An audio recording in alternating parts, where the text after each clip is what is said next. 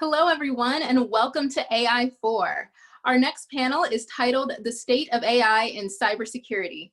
Please join us in welcoming the panelists to the virtual stage as they turn on their cameras and mics. And I'll hand it over to Scott, our moderator. Well, thank you, Patricia, and hello, Greg, Martin, and Felix, and Mark. Hey, we got 50 minutes of talking about AI and security, a topic I particularly love, and I visited with all of you, and I know you're interested in it as well. Would you just introduce yourselves real quick, tell who, what your title is, who you work with, and then let's get into the questions. Martin, why don't you go first? Hi, my name is Martin Stanley. I work at the Cyber and Infrastructure Security Agency, which is part of the Department of Homeland Security. I'm a senior advisor for artificial intelligence on our chief technology officer's immediate staff.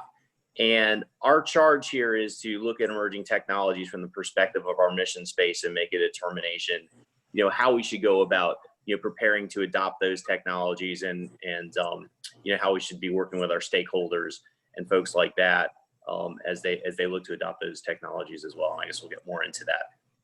Yeah, that's great. Thanks, Martin. Hey, Felix, why don't you go next? All right. So hi, everybody. My name is Felix Cesari, and I am the Deputy CISO for Allianz Technology. We are in the insurance space, and we do a lot. We have a lot to do with insurance, finance, real estate. So AI is definitely a big part of our job because it helps with our fraud investigations. Thank you. All right, it's great, Felix. Greg, how about you? My name is Gregory Wilson, Chief Information Security Officer at Pioneer Natural Resources. So we're in the oil exploration and production business. So we deal with tons of data, and so AI is definitely a player for us as well. Hey, Greg, what is oil at today? Is it above $40 a barrel? It is, or it was last time I checked. All right. Mark, how about you?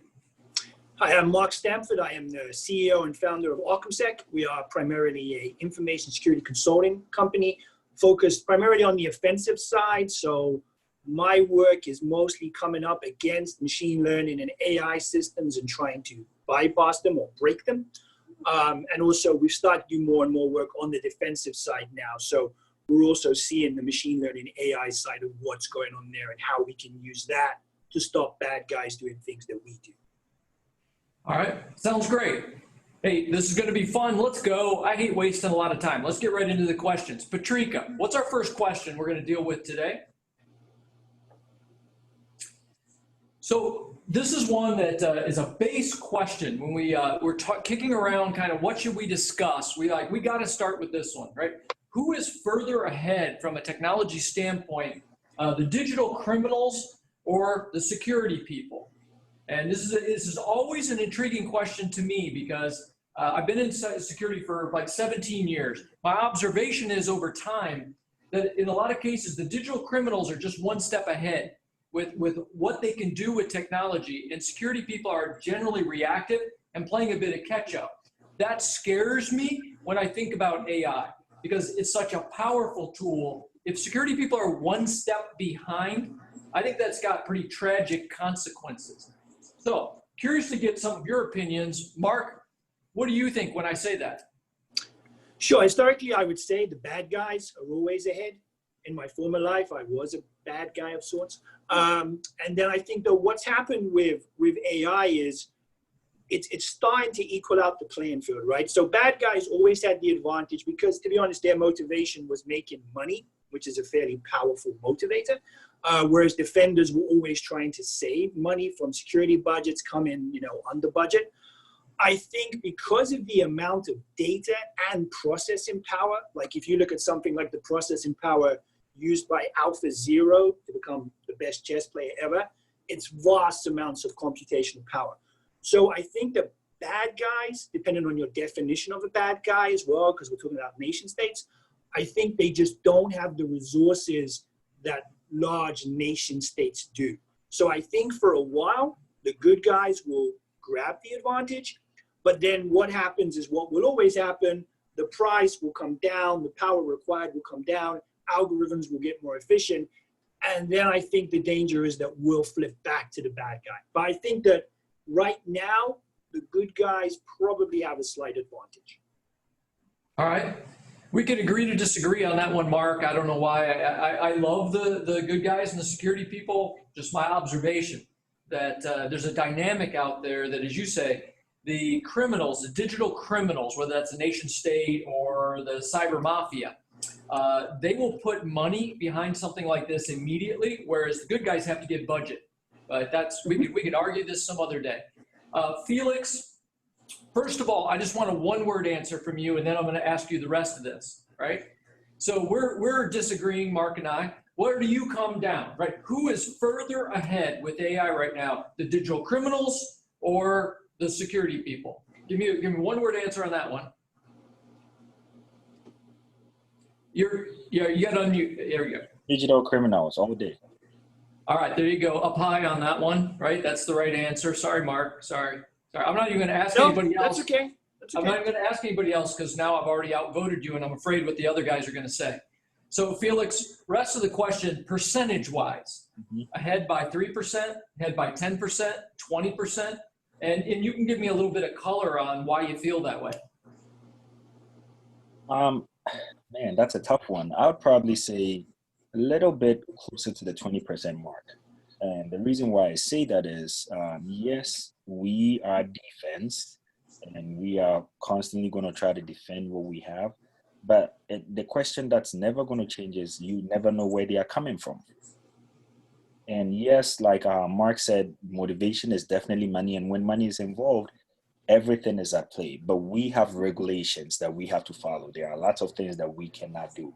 So we pretty much have to sit back.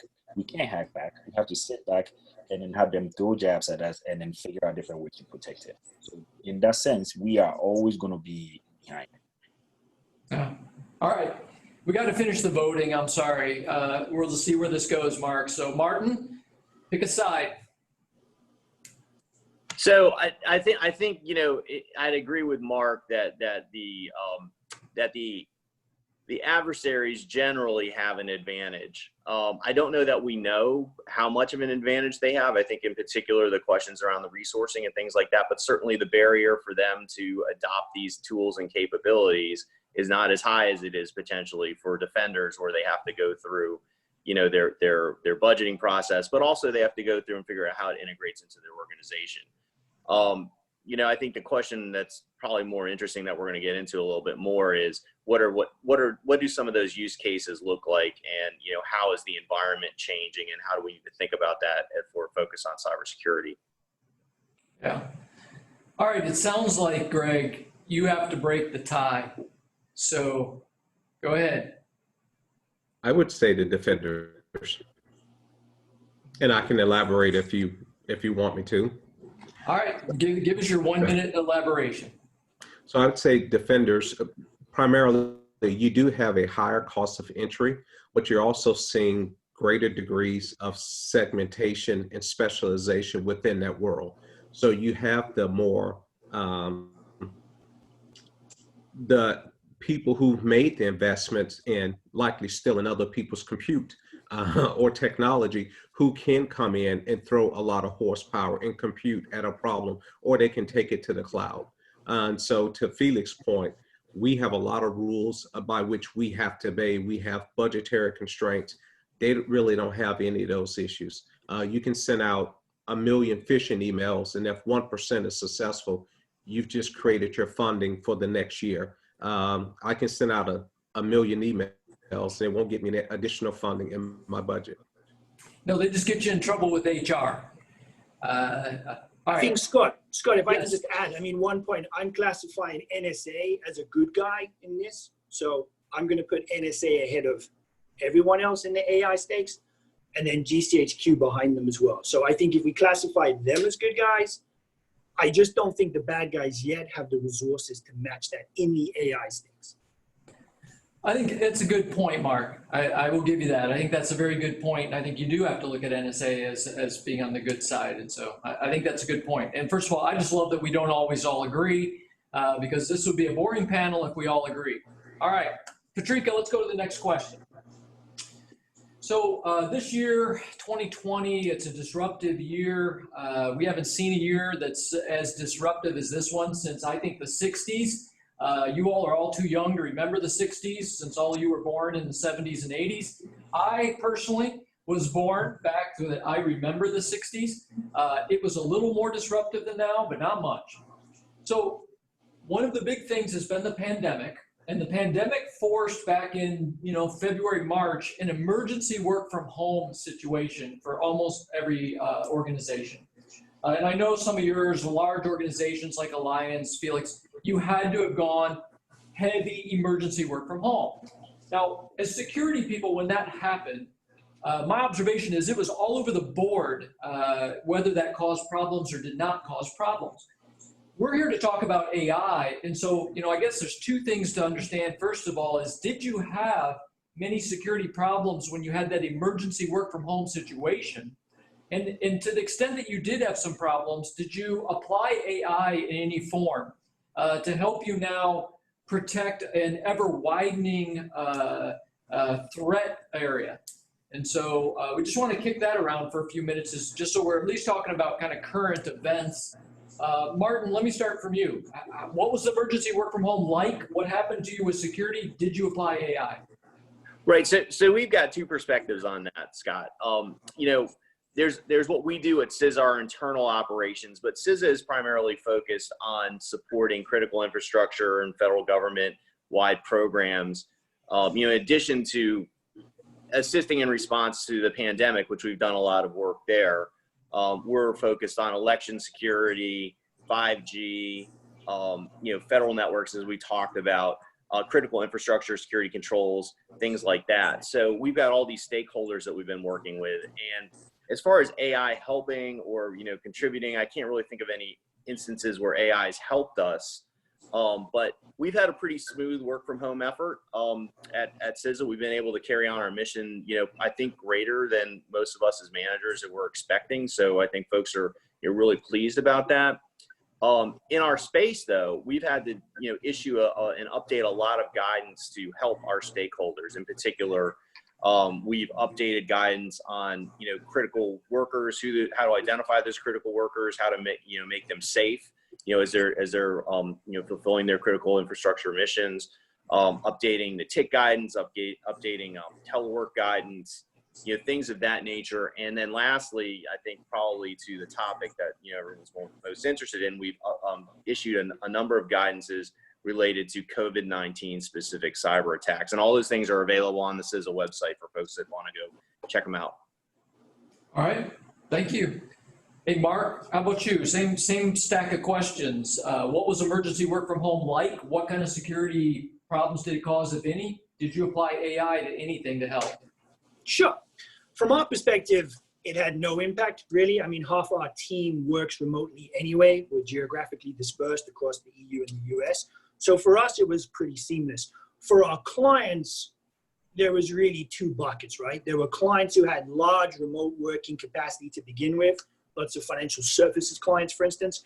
So for them, they seem to roll over into it fairly well. But for clients in other sectors, suddenly they found a system that was serving 200 people now had to serve 5,000 people.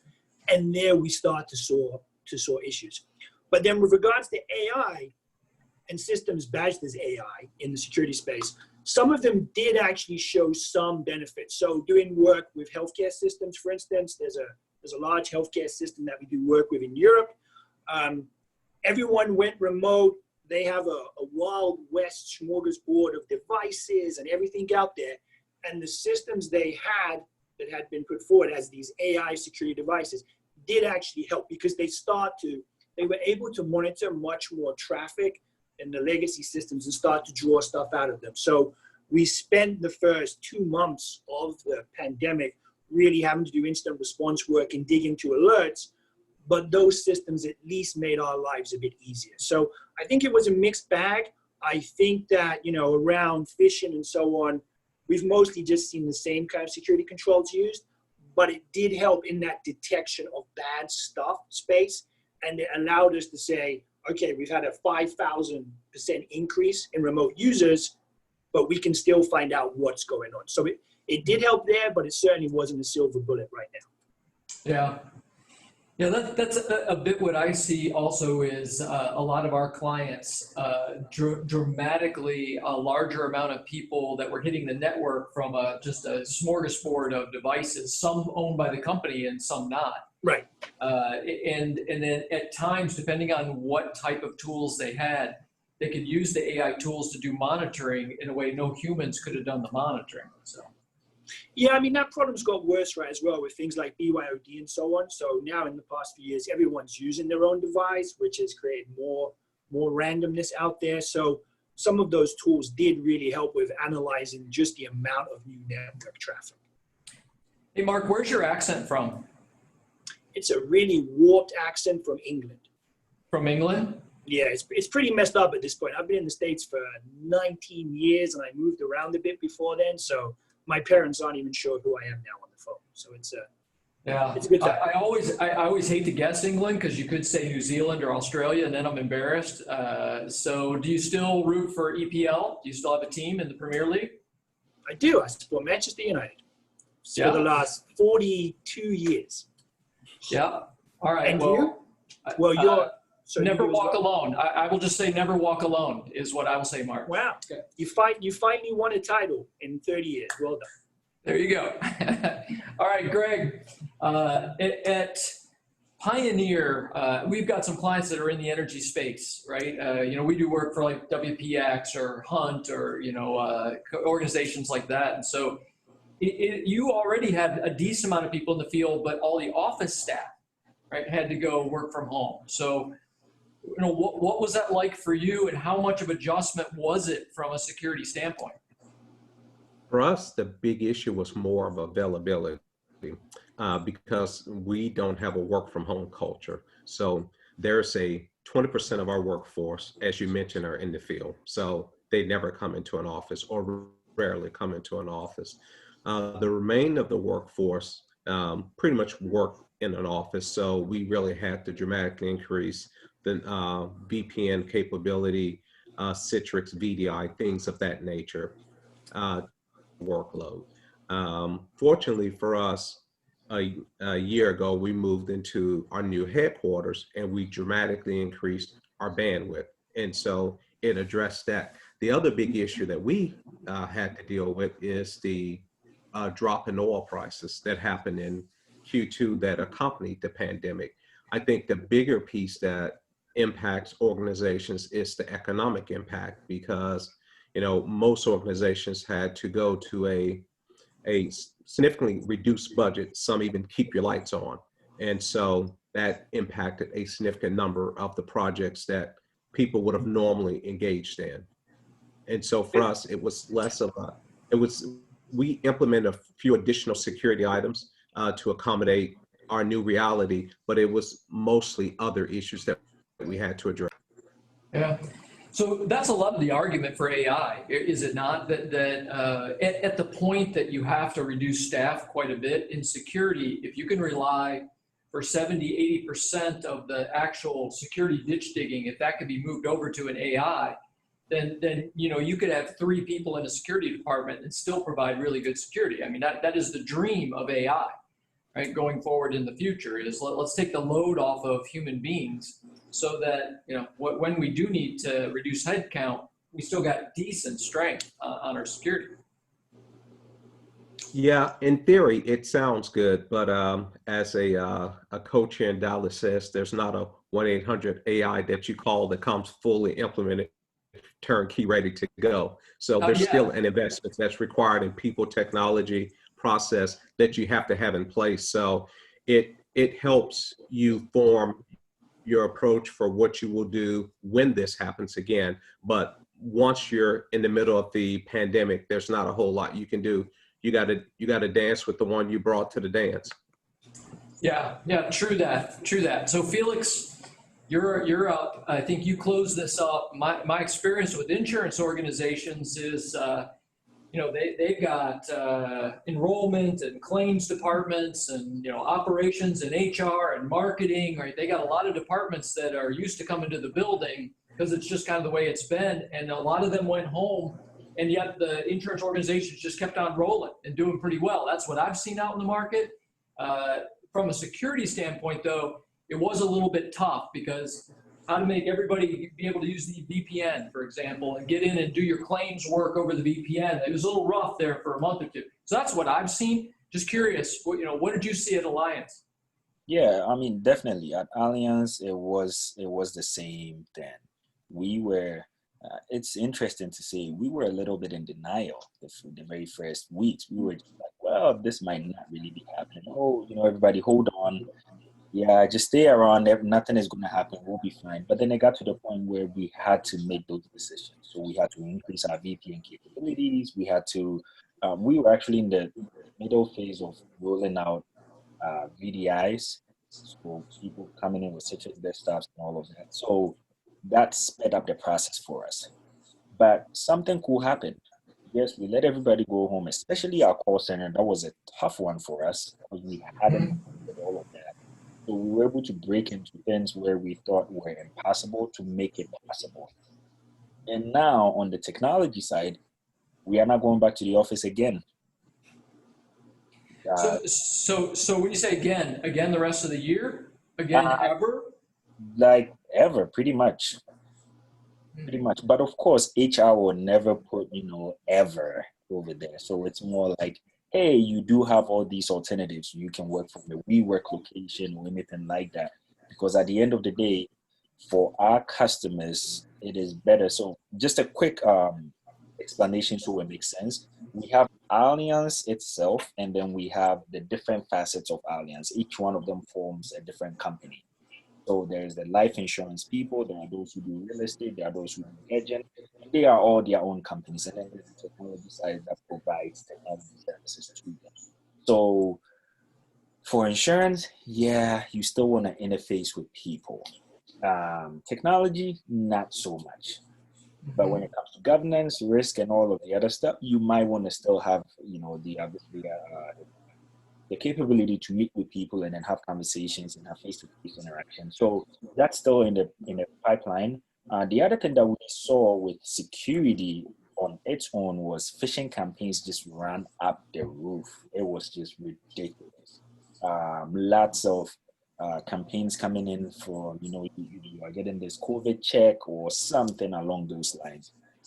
And so we had to devise a new strategy to actually do our own phishing campaigns and then do a lot of training for folks who are at home. Because most of them, they've never gone home.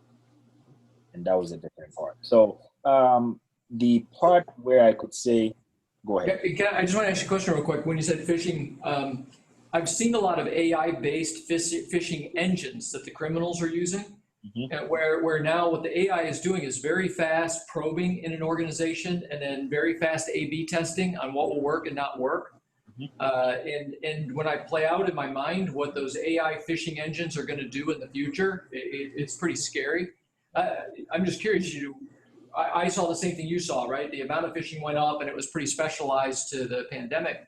You believe that any of that was an AI-driven phishing machine? I mean, I know we're guessing, but do you ever look out there and say, hey, the opponent I'm fighting against is now not doing this phishing by hand anymore, right? This is AI-driven, or it's at least algorithm-driven. Yeah, I mean, this is actually the first time I'm thinking about this in that sense. But, I mean, in retrospect, I could see that's a possibility.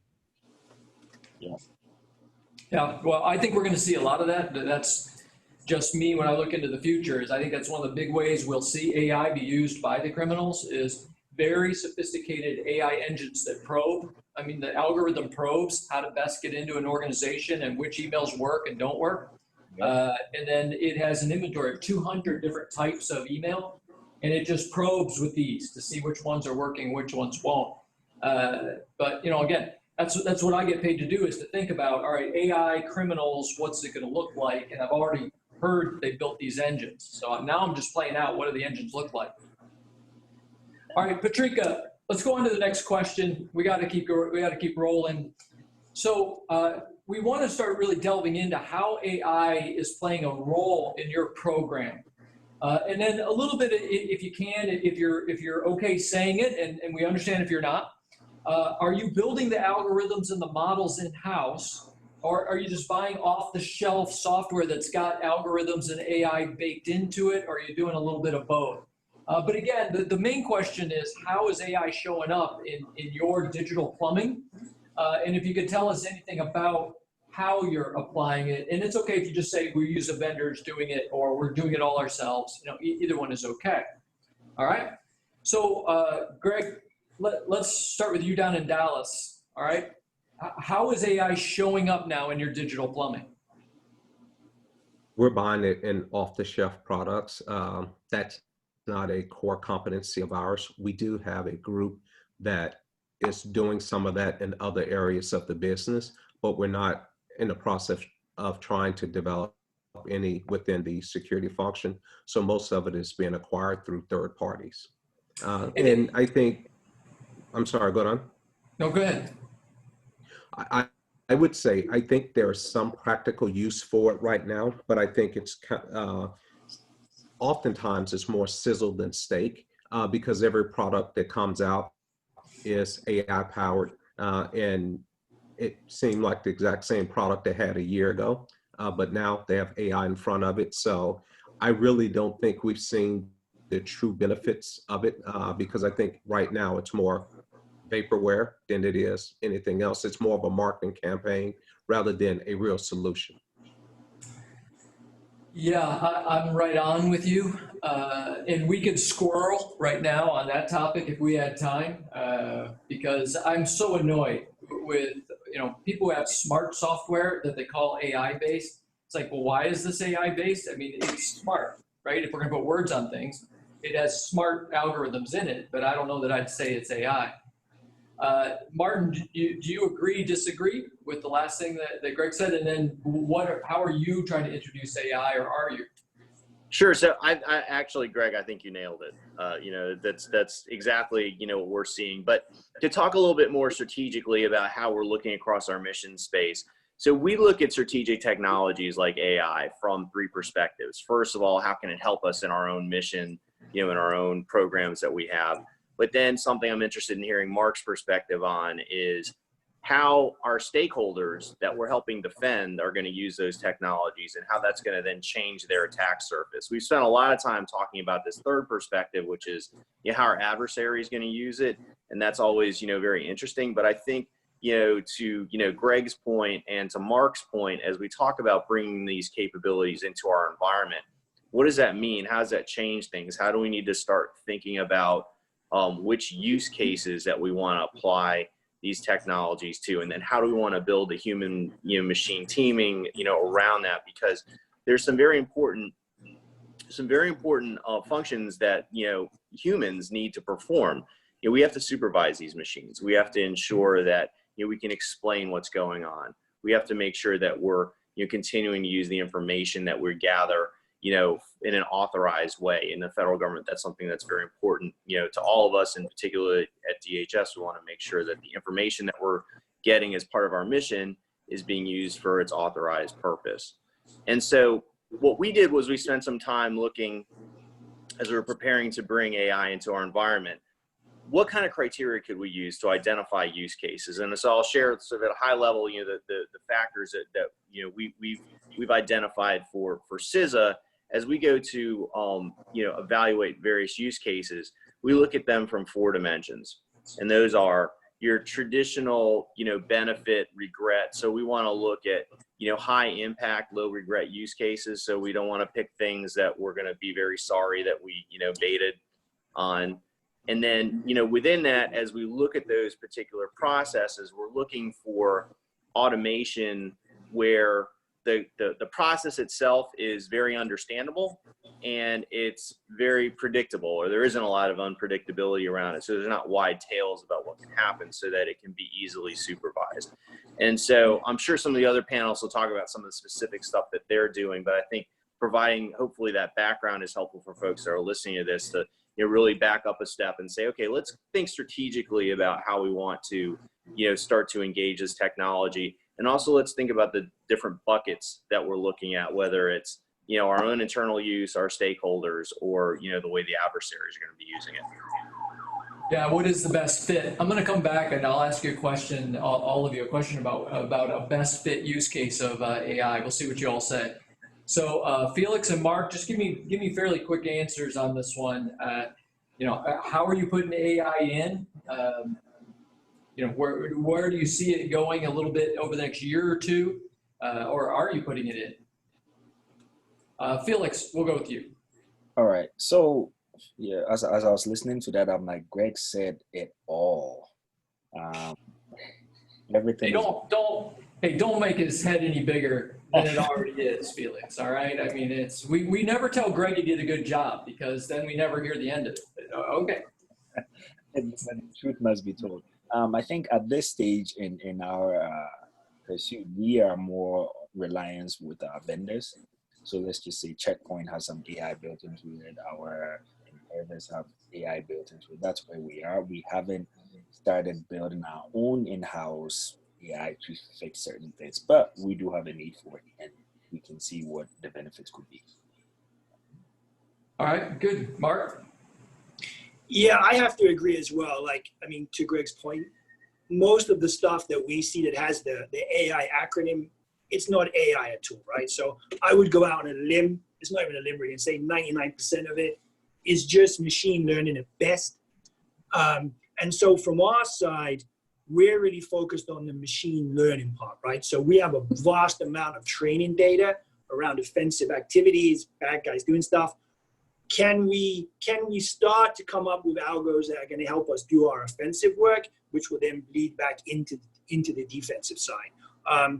Every single AI tool we come up against, we beat. So luckily, I don't sell any vendor tools, so I'm covered on this, right? But they're all, yeah. I mean, most of it sounds nice, and you sort of throw AI in, but what you're really doing at best is machine learning with some data you've got, and you're detecting bad stuff off of that. So we're taking some open source AI stuff. We're playing around with it, but most of our work right now is we have this vast amount of data. What can we do with this to speed up the time it takes us to do our assessments and give our clients more bang for the buck? Yeah, that's good. I agree with you. Let me paint a picture for you, and I'm going to do my version of speed dating because I want to paint a picture for you, and then I'm going to ask each of you, and I want you to give me a very fast answer about do you agree or disagree with what I'm going to say. So I believe there's a path, right? We're on a path. There's not just are you using AI in security, are you not using? There's a path, right? And the first path is, yeah, we're just doing some machine learning, right? Detection work. It's sorting through huge amounts of data, looking for anomalies, and it's alerting us to anomalies. And it uses machine learning to get a little bit smarter by looking at the anomalies, right? That's the first step on the path, and we're fairly close to that, right? You start going down the path and you start saying, well, when you get really good at that, the next step on the path would be you actually take some action, right? So you immediately, you don't need to alert me in a SOC and tell me that there's an anomaly. You immediately shut things down, right? Or you take action. Right now we're moving more into what I think is an AI, right? An artificial intelligence. It can detect and it can do some level of response, okay? And then it's like the continuum goes on. Now, towards the end of this continuum is you have an AI that's an attack vehicle, okay? So if anyone comes after you, or if anybody tries to get through your network, or anybody socially engineers your people or whatever, you have an AI that's an attack vehicle. It can go back up the chain and try to identify everything you need to identify and shut down whoever's on the other side or destroy a server or whatever, right? That would be at the end of the spectrum of what an AI could be, is we move from detection to easy mitigation to, no, we have an AI-based attack vehicle. And I have some friends of mine that talk about like the Second Amendment, right? The right to bear arms. And they're like, what's the future of digital and the digital version of right to bear arms? And the future version of that would be, I have an AI attack vehicle that can go back on anybody that has come after me from a digital standpoint. Now, I just want to do speed dating. Do you think that I am crazy when I paint this picture? Or do you think that this has some validity, right? As far as this spectrum and we end up at an AI-based attack vehicle? Felix, go speed dating. What's your answer? Yeah, I think we definitely want to get there. It will take a while, but we can get there. All right, so I'm not crazy. No, you're not. Thank you very much. Greg?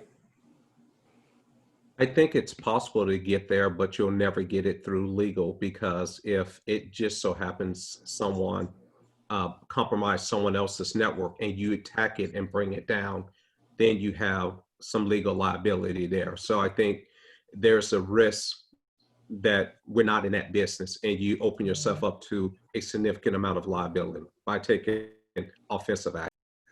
All right, Greg, you're a dream killer, but okay. I think that is a reasonable answer. You're a dream killer, though. All right, Martin. Well, I'm going to agree with Greg again because he's speaking very wisely today. But, you know, so I think we can all envision, and we're talking about the scenario where there's a defensive AI and an offensive AI, and they're in some kind of, adversarial position. And I think we can certainly envision that. One of the things that we haven't talked about here as far as producing a response is, first of all, it's, illegal. And, that's a problem. And secondly, attribution is a real challenge. And with AI, we look at, the kind of disinformation that can go on that in order to actually go after who the culprit is, you have to determine who that culprit is in the first place. And that's a real big challenge. Yeah, that's what this AI would do. I mean, part of what it would do, right? Tracing back. I'll tell you also, I can fix this problem, right? Because I have the mute button for Greg, and I can change the mojo of this whole panel discussion. I'll just mute Greg, and you guys can just hear my opinions. All right, Mark, you can sum this up. Speed dating. Okay. Was I crazy? Am I not crazy? I want to agree, but I disagree. I think that for the most part, you can probably skim the surface and stop some basic attacks. I mean, the underlying problem is that information security is really hard, right? It's a really hard problem, and we hate that. So AI is like, it will fix it, cool. I think that you can probably take out the low-hanging fruit, but I don't think you're going to get to a point where a complex network is going to be protected. And the other thing about launching attacks is, if you take the example of Stuxnet, someone put Stuxnet on a machine, someone got that, reverse engineered it, and then we had all kinds of Stuxnet variants all over the place. So the problem with digital weapons is, if I drop a bomb on you, the bomb explodes and there's no bomb, right? If I attack you with something that's digitally based, there's a good chance you can work out what I did, reverse engineer it, and send it back. So if we have all these AIs attacking each other, I guess it could get a bit like Terminator, which is not great. But you've also got the chance that everyone is then going to be learning what everyone else is doing, and then you just get into this arms race that just, becomes even more of a mess. And there are legal challenges as well. I think there is too, and I will tell you, the legal department is not going to stop a bunch of AIs going after each other in the world, but you're right, it's out there a little bit. All right, let's go on to the next question, Patrika. Thanks, appreciate the opinions. So what we want to do now is look at a few use cases where AI is being used. And so we're just looking at real concise, even if it's just machine learning, this is a way that we're using it. Again, you don't have to give any more detail than you want to give. And I probably am just going to call on 2 of you or maybe 3 of you, just because we got a few more questions we want to ask. So we don't need to all discuss these. So just use cases of where you're using at least what people are calling AI, and how's it working for you. And so Martin, you want to give us a first shot at just your view from CISA? Sure. I mentioned the criteria that we've applied to make these determinations around use cases, and so you won't be surprised to hear that we're looking at things like analytics, security orchestration, automated response, incident triage, things of that nature. Outside the cybersecurity domain, I mentioned that we do other things at CISA, and we support, for example, the pandemic, but we also support FEMA in incident management when there's a national emergency, and so within that, we're looking at using imagery analysis, products out of the JAIC that are around humanitarian assistance and disaster relief capabilities to power that mission so that we can, one, respond, but also in a pre-response capability to make sure that we can, help to harden those infrastructures, before they actually get hit with a natural disaster. Yeah.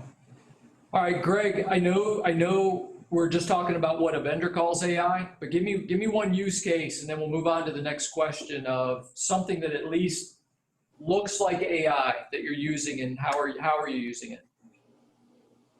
I think where I've seen some vendors use it is in antivirus, anti-malware. It's looking at feeding a bunch of viruses to detect, okay, this is what a virus looks like, and these are the types of behavior that you would see, and using that to do better heuristics or better predictive for 0 days.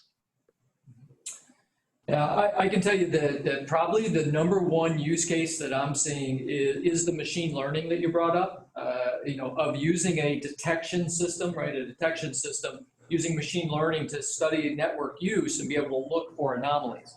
To me, that's the #1 use case. And by the way, not just for external attacks, but from internal anomalies. So employees stealing data, right? So looking at when you're seeing, Scott, when you're seeing those, right? How do you know that it's working? Right? How are you measuring performance, and how are you making those kinds of determinations? Because that's something I'm very interested in. We're very, very focused on trying to manage that as far as the implementation of these kinds of systems. Okay, so a simple answer to that, Martin. If you are using a machine learning system that is studying a network, looking for anomalies on internal, you know it because you see somebody just downloaded a terabyte of data that's never downloaded a terabyte of data, and you send the internal security to go visit with them and found out they just downloaded your entire customer list. So it was either a bad move or not a bad move. And so the way you know it's working is, 2 times out of 3, it's actually somebody that did something they shouldn't do.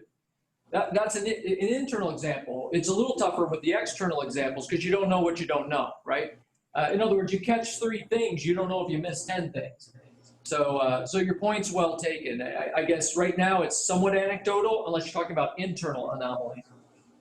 All right, Patrika, let's go on to the next question. Are the roles within your cyber team or SOC changing due to AI, or how will they change in the future? So this one, you can either say, they haven't changed so far, right? I really haven't seen much change yet. But then speculate, right? Speculate over the next 3 to 5 years, what might we see? All right, Mark.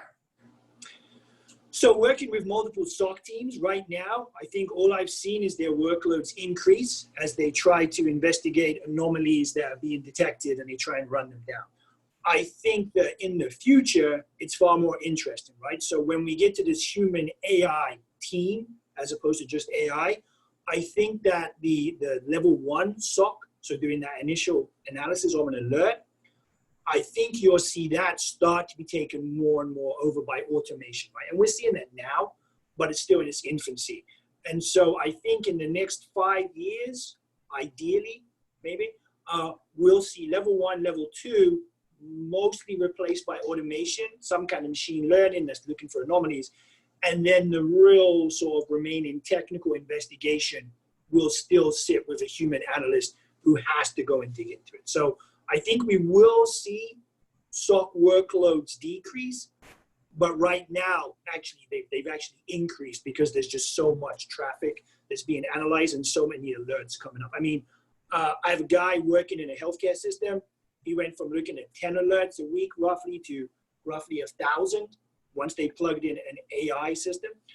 So I think we have a way to go, but it will get there. Yeah, I agree with you. We're on a curve. And right now, the AI is making it more work. Someday it'll go over the top and then be less work. All right, Felix, your view? Yeah. So I think I agree with Martin. We have been using it for more incident triage, and we can definitely see that the number of alerts are going up. So we are trying to throw more bodies at it, because to train an AI system is just going to take us forever before we can get over the hype cycle. So it is going to change, but for now, it's more about doing things manually. All right, excellent. All right, we got one question left. Patrika? So where do you see AI taking cybersecurity over the next 5 years, right? Just again, the quick general view, we got a few minutes left. Greg, we're going to start with you, although it pains me. Next 5 years, give us a couple quick bullet points. Where do you see AI playing? I think the big challenge with AI is the fact that the explainability of the technology. So I'm in the oil and gas space, and so I can't have a computer shut down a system which controls $30 million of production. So if it shuts down our productive system, I have to go stand before the board and justify why that decision was made. I can't say, well, the computer did it. And they say, okay, yeah, don't worry about it. I think we have to get to the point to where I think AI is very good at doing what it does, but I think we have to get to the point to where we can go back and look at those algorithms and say, okay, it made this decision for these reasons, and then be able to articulate that to an audience. I think until we can solve that problem, there's going to be a very difficult time in getting widespread use of it. So you need humology, right? We need the integration of the AI and humans still within that 5-year time frame, right? So I agree with that. I love the concept of humology. You need an integration of humans and technology to do security well, at least for a while, right? Mark, how do you feel? 5-year, what do you see with AI?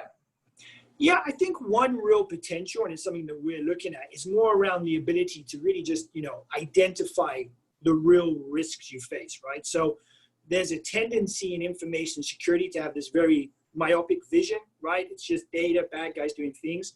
But there are lots of things that impact the risk of your company, right? So if today I'm operating in just the United States, but tomorrow I open an office in another country, my risk profile has changed. If you look at how vendor outsourcing is going on, right? Everyone is outsourcing everything, right? All those outsourcing agreements open up potential risk. And the way we do it right now is we say, I'm going to do a penetration test of my perimeter. I'm going to look at my third-party vendors with some kind of risk assessment. I'm going to analyze what my marketing group wants to do, but we don't join the dots. And I think that AI, ideally, will allow us to bring in all that data and actually make smart decisions that, okay, this vendor's just had this, so AWS has a vulnerability. How does that trickle down into my environment? And then what can I do to fix it? And I think that's the silver bullet. I think looking for a system that's acting like an immune system is fraught with danger, as Greg said, right? You could shut off systems and that would be terrible, especially in like healthcare environments. But I think the ability to do this wide data-rich risk assessment and provide some guidance on, okay, use this thing you've got to go and fix this hole. I think that's a really interesting area that AI could go down, which would be massively beneficial. Yeah, that's great. All right, we're going to have to start wrapping up. We're about at the end. First of all, I want to thank you, Martin and Felix and Mark and Greg, for all the insights. One of the coolest things about what we get to do is we live in a world that is ever changing. And I have a lot of friends who are CFOs, and I always tell them, your job is so simple. It is the simplest job in the company. Like, you have very black and white rules. All you gotta do is do the accounting. It's all forensic, right? You just create financial reports. It is the easiest thing in the world. The most difficult thing in the world is your job, right? In an environment that is dynamic and ever changing, right? Against a really difficult adversary. And AI is going to be, quite the differentiator, right? We all know that, quite the differentiator from this point forward as far as a tool or a weapon. So I want to say to all four of you, first of all, thank you for the work that you do. I appreciate that, Greg, some of you voted that on the security side, we're a little bit ahead. Let's keep that lead because this is a kind of tool that if we lose the lead, it's going to be devastating. And so I hope we can maintain it. So I thank you all for your opinions today. Good to visit with you. And Patrika, we'll let you close it up.